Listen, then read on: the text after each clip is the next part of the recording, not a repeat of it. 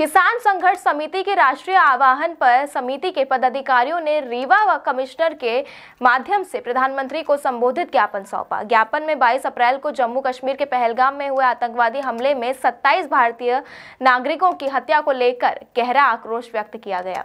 समिति ने शहीदों को श्रद्धांजलि अर्पित करते हुए कहा कि यह घटना पूरे देश के लिए एक गहरी पीड़ा है और इससे राष्ट्रीय भावनाएं आहत हुई हैं। ज्ञापन में समिति ने मांग कि इस जघन्य नरसंहार की उच्च स्तरीय न्यायिक जांच कराई जाए और दोषियों को कठोरतम दंड दिया जाए। साथ ही उन्होंने इस मुद्दे पर संसद का विशेष सत्र बुलाने की भी मांग की ताकि राष्ट्रीय एकता के प्रयासों को मजबूती मिल सके। समिति ने यह भी कहा कि पहलगाम कांड के बाद विभिन्न राजनीतिक दलों की बैठकें तो हुई, लेकिन प्रधानमंत्री की गैर मौजूदगी से वह एकजुटता अधूरी रह गई। उन्होंने अमेरिका के दबाव में अचानक किए गए युद्ध विराम पर चिंता व्यक्त की और कहा कि इससे देश की जनता सहज और चिंतित है, क्योंकि हमले के 1 महीने बाद भी हमलावर आतंकवादी अब तक जीवित है।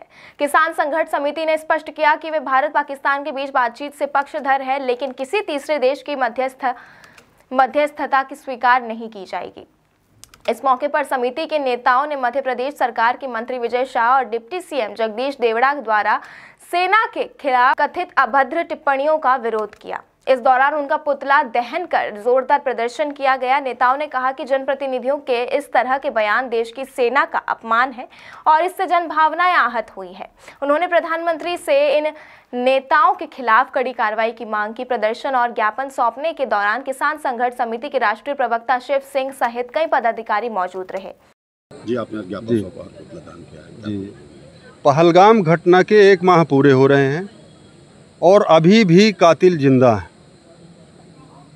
सरकार इसके लिए पूरी तरह से जिम्मेदार है।